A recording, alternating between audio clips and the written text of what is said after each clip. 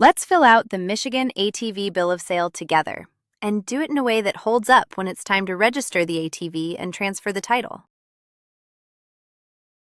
Start at the top with the date of sale, then the seller's details. In our example, that's Anna Baker with her address, phone, and email. Then the buyer's, Ben Carter, with the same. 2 quick habits.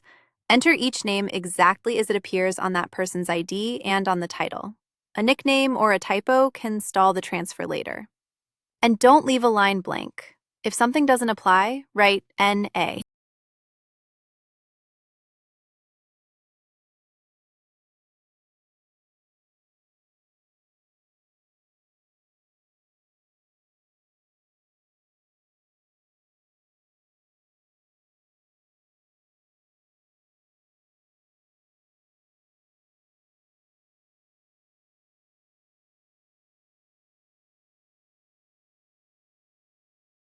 Next, describe the ATV, the make and model, and the year.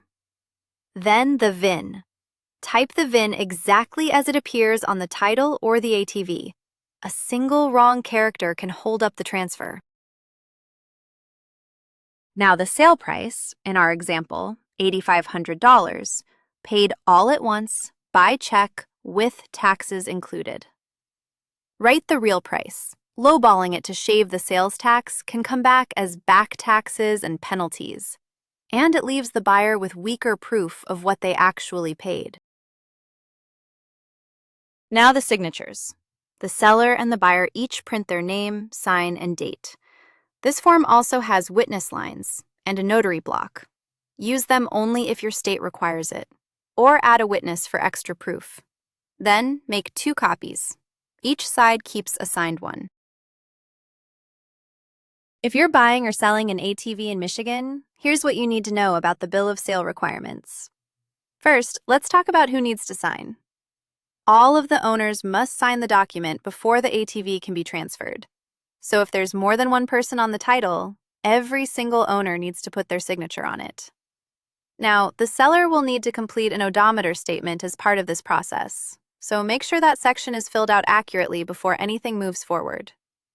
When it comes to the sale price, you'll need to list the full purchase price or the fair market value, whichever one is greater. You can't just write in a low number to save on taxes. Speaking of taxes, the buyer should be aware that a 6% sales tax may apply to the purchase if applicable. Remember, this is general information, not legal or tax advice.